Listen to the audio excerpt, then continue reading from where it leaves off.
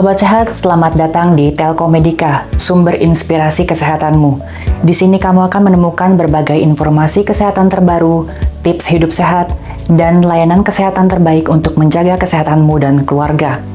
Bersama kita akan menjelajahi dunia medis yang menarik dan membantu kamu untuk mewujudkan gaya hidup sehat yang lebih baik. Mari bergabung dengan Telkomedika dan bersama menjaga kesehatanmu.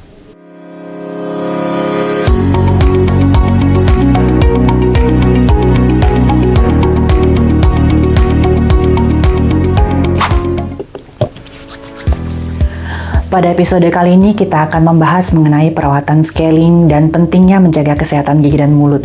Bersama saya Dr. Gilang yang akan menjadi narasumber pada episode kali ini.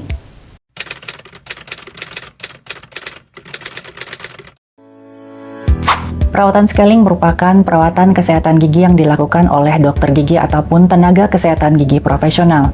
Tujuan dari perawatan ini adalah untuk membersihkan gigi kita dari berbagai macam kotoran seperti plak, karang gigi, ataupun sisa makanan. Namun sebenarnya yang menjadi tujuan dari perawatan scaling ini adalah karang gigi. Kenapa? Karena karang gigi tidak bisa dibersihkan dengan perawatan rutin sehari-hari seperti dengan menggunakan sikat gigi ataupun dental floss. Karang gigi sangat keras sehingga harus dibersihkan menggunakan alat khusus yang disebut dengan scaler. Scaler ini ada dua macam, yaitu scaler manual dan scaler ultrasonik. Biasanya klinik gigi menggunakan scaler ultrasonik supaya proses pembersihan karang gigi berlangsung dengan lebih mudah dan cepat. Namun bagi beberapa pasien, penggunaan alat ultrasonik scaler seringkali membuat pasien merasa tidak nyaman, seperti timbul rasa linu ataupun sakit. Maka bila demikian, dokter biasanya menganjurkan alternatif lain dengan menggunakan alat manual scaler ataupun dengan menggunakan anestesi lokal supaya pasien merasa lebih nyaman.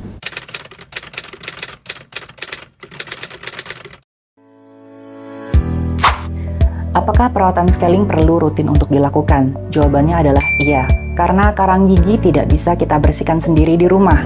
Perlu dibersihkan menggunakan scaler di klinik gigi. Oleh karena itu, apabila tidak dibersihkan secara rutin, karang gigi akan cenderung untuk bertambah tebal dan bisa merusak jaringan gusi kita. Apabila jaringan gusi gigi kita sudah rusak, maka efek yang ditimbulkan bisa bermacam-macam. Misalnya, gigi sensitif dan mudah linu ketika minum dingin, ataupun gigi bisa menjadi goyang akibat kerusakan gusi yang sudah sangat parah. Kebersihan gigi dan mulut merupakan kunci utama dari kesehatan gigi dan mulut kita. Dengan kita menjaga kesehatan gigi dan mulut kita, maka kita akan terhindar dari berbagai macam masalah kesehatan, baik itu masalah kesehatan yang berhubungan dengan rongga mulut kita maupun masalah kesehatan tubuh kita secara umum. Berbagai masalah yang mungkin timbul di rongga mulut kita akibat kita tidak menjaga kesehatan gigi dan mulut, diantaranya adalah masalah gigi berlubang, kerusakan jaringan gusi, bau mulut, sariawan, dan lain sebagainya. Masalah-masalah ini sebenarnya bisa diatasi, kuncinya adalah dengan menjaga kebersihan gigi dan menjaga kesehatan gigi dan mulut kita. Selain itu, masalah kesehatan gigi dan mulut bisa berpengaruh terhadap kesehatan tubuh kita secara umum.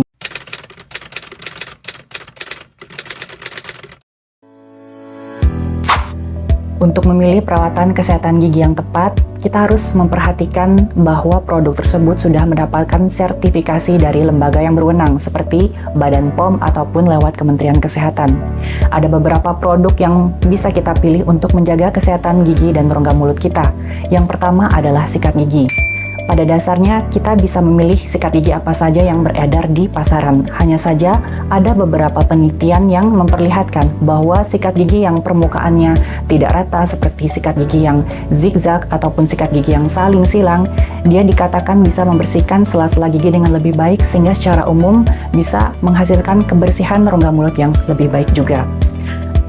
Selain itu, ada beberapa penelitian yang memperlihatkan bahwa sikat gigi elektrik bisa membersihkan gigi dan rongga mulut kita dengan lebih baik. Dalam penelitian tersebut diberikan sikat gigi manual dan sikat gigi elektrik yang ternyata secara umum setiap orang bisa membersihkan gigi dengan lebih baik dengan menggunakan sikat gigi elektrik.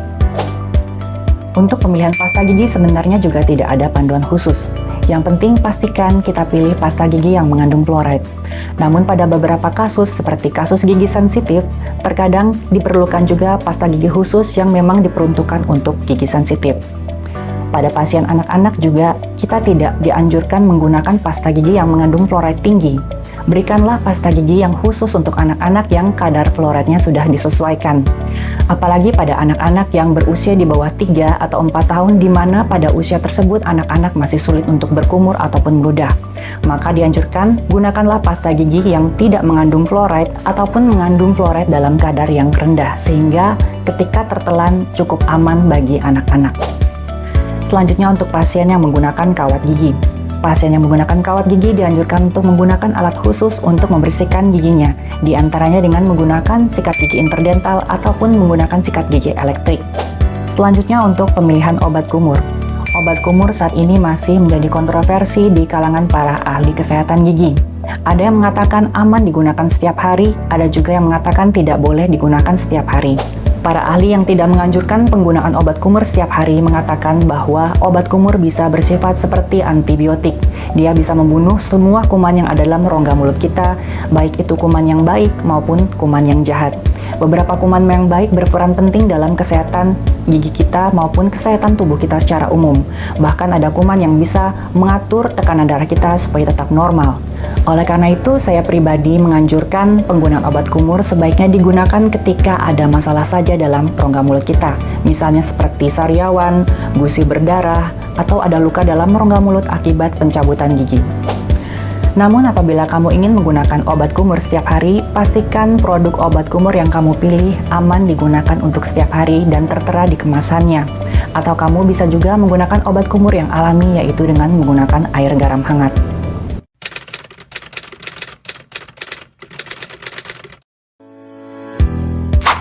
Mitos yang pertama adalah menyikat gigi dengan sangat kuat bisa membersihkan gigi dengan lebih baik. Ini tidak sepenuhnya benar, tapi tidak sepenuhnya juga salah. Beberapa pasien yang menyikat gigi dengan sangat kuat memang giginya lebih bersih, bahkan tidak ada karang giginya. Namun akibatnya jika penyikatan gigi kita terlalu kuat, gusi kita akan menjadi terkikis. Gigi kita mungkin kuat untuk menerima tekanan penyikatan yang besar, namun gusi kita sangat lunak. Apabila kita berikan tekanan yang sangat kuat, gusi lama-kelamaan bisa mengalami pengikisan, bahkan hilang dari permukaan akar gigi. Hal ini menyebabkan gigi menjadi sensitif akibat permukaan akar gigi yang terbuka karena tidak tertutupi lagi oleh gusi. Oleh karena itu, beberapa ahli menganjurkan supaya tekanan menyikat gigi antara 150-200 gram saja. Apabila kamu punya timbangan kue di rumah, kamu bisa coba dengan cara menggunakan sikat gigi lalu ditekan ke permukaan timbangan. Pastikan tekanannya antara 150-200 gram, jangan lebih dari itu. Tekanan tersebut aman untuk gigi dan gusi kita. Bagi kamu yang memiliki kebiasaan menyikat gigi dengan sangat kuat, ada tips dari saya. Kamu bisa mencoba menggunakan sikat gigi dengan cara seperti memegang pulpen.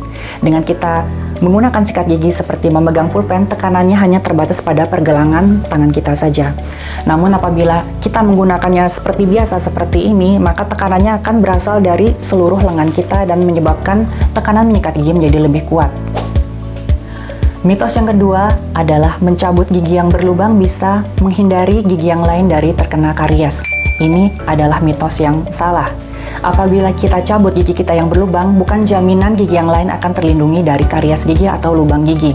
Sebaliknya dianjurkan supaya gigi yang berlubang tersebut untuk dilakukan perawatan dan penambalan. Lalu selanjutnya kita perlu menjaga kebersihan gigi dan mulut kita. Dengan begitu, gigi yang sudah ditambal maupun gigi yang masih bagus tetap akan awet dan tidak mengalami karies gigi. Mitos ketiga dikatakan bahwa permen karet bisa membersihkan gigi dengan baik dan tidak perlu membutuhkan sikat gigi lagi. Ini pasti salah. Kita tetap membutuhkan sikat gigi untuk bisa membersihkan seluruh permukaan gigi kita. Sedangkan permen karet hanya membersihkan permukaan kunyah gigi kita saja. Sebenarnya bagian gigi kita yang paling kotor adalah pinggiran gusi. Pinggiran gusi ini banyak sekali terjadi penumpukan plak dan karang gigi. Oleh karena itu, pastikan ketika menyikat gigi, kamu bersihkan pinggiran-pinggiran gusi kamu dengan sangat baik dan sela-sela gigi kamu. Mitos yang keempat, dikatakan bahwa pencabutan gigi atas bisa mempengaruhi kesehatan mata. Ini juga salah. Saraf mata dan saraf gigi memiliki jalur yang berbeda. Ibaratnya di dalam rumah kita ada satu lampu yang rusak.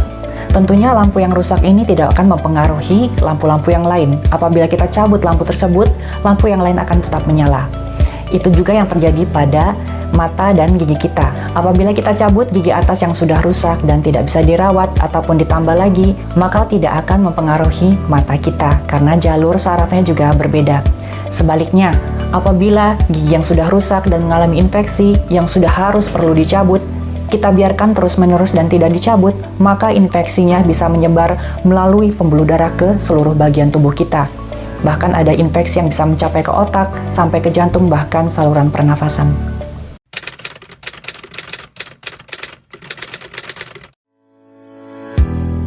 Kondisi kesehatan gigi dan mulut kita juga bisa berpengaruh terhadap kesehatan tubuh kita secara umum. Beberapa kondisi yang bisa dipengaruhi oleh kesehatan gigi dan mulut kita diantaranya, pertama adalah kondisi penyakit jantung. Pada pasien penyakit jantung, adanya infeksi di gigi dan rongga mulut akan bisa memperparah kondisi penyakit jantungnya. Bakteri yang berasal dari gigi bisa berjalan melalui pembuluh darah dan bisa masuk sampai ke dalam jantung, bahkan bisa menimbulkan penyumbatan yang bisa meningkatkan resiko terjadinya stroke. Selanjutnya pada penderita pasien diabetes. Pada pasien ini, biasanya kondisi penyakit gusi akan sangat mempengaruhi kondisi diabetesnya.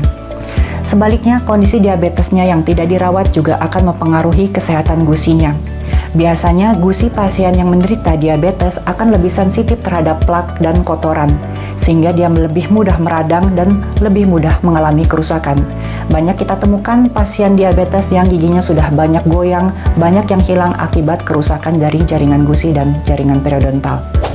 Kondisi ketiga yang bisa dipengaruhi oleh kesehatan gigi dan mulut adalah kehamilan. Pada pasien yang sedang dalam kondisi hamil, penyakit gusi bisa meningkatkan resiko terjadinya kelahiran prematur dan kelahiran bayi dengan berat badan yang kurang.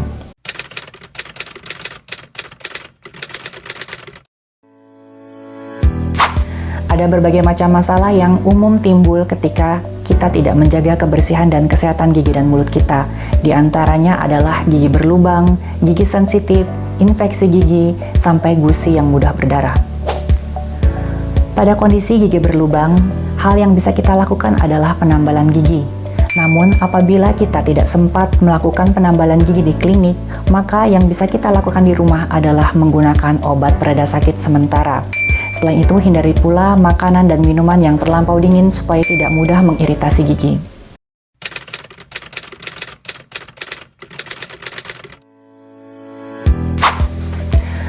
Ada beberapa hal yang perlu kita perhatikan ketika kita akan melakukan perawatan scaling.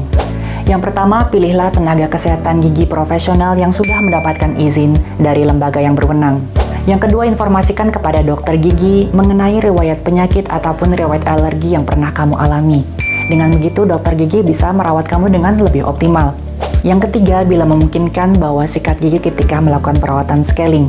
Tujuannya adalah supaya kamu bisa mengetahui apakah cara menyikat gigi kamu sudah benar dan sudah bersih.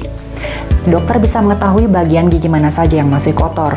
Nantinya dokter akan coba mengajarkan teknik menyikat gigi yang lebih tepat untuk bagian tersebut.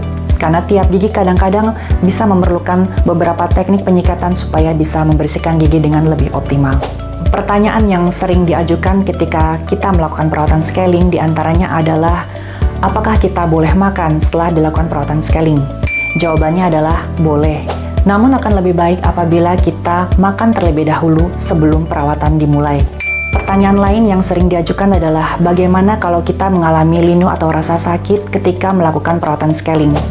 Apabila kamu mengalami rasa sakit atau linu yang tidak bisa ditahan ketika melakukan perawatan scaling, maka kamu bisa coba sampaikan kepada dokter. Nanti dokter akan mencoba mencarikan alternatif lain bagaimana cara membersihkan karang gigi.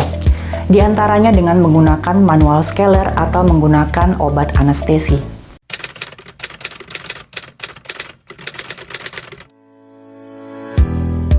Ada beberapa hal yang bisa kita lakukan untuk mempertahankan kebersihan dan kesehatan gigi mulut kita setelah dilakukan perawatan scaling. Yang pertama dan paling penting adalah sikat gigi. Pastikan kita menyikat gigi setiap hari secara rutin, minimal 2 kali sehari, dan yang paling penting adalah sebelum tidur. Karena apabila kita tidur mulut kita dalam keadaan kotor, maka progres kerusakan gigi dan penyakit gigi akan lebih cepat. Jadi pastikan sikat gigi malam tidak pernah terlewatkan. Dan setelah sikat gigi malam, upayakan tidak makan dan minum lagi kecuali air putih saja. Sikat gigi malam bisa dilakukan setelah makan malam ataupun langsung menjelang tidur. Namun apabila kamu sering terlewatkan menyikat gigi malam karena lupa, maka dianjurkan untuk menyikat giginya setelah makan malam. Setelah makan malam, beri jeda 30 menit supaya pH di dalam rongga mulut kita lebih turun dan kita aman untuk melakukan penyikatan gigi. Yang kedua adalah dengan menggunakan dental floss atau benang gigi. Benang gigi berfungsi untuk membersihkan gigi kita di bagian sela-sela gigi yang tidak terjangkau oleh sikat gigi. Yang ketiga adalah penggunaan obat kumur. Beberapa ahli memang masih menganjurkan penggunaan obat kumur setiap hari. Namun pastikan pilihlah obat kumur yang memang aman untuk bisa digunakan setiap hari. Yang keempat, kurangi frekuensi jam makan kita. Upayakan kita makan hanya di waktu jam makan pagi, makan siang, dan makan malam. Dengan begitu kita tidak terlalu sering terpapar oleh asam dari makanan. Yang kelima adalah rutin kontrol ke dokter gigi. Dengan kita rutin memeriksakan gigi kita ke dokter gigi, kita akan bisa cepat menemukan masalah kecil yang mungkin terjadi di dalam rongga mulut kita. Dengan begitu, kita bisa terhindar dari masalah-masalah kesehatan gigi dan mulut yang lebih besar nantinya.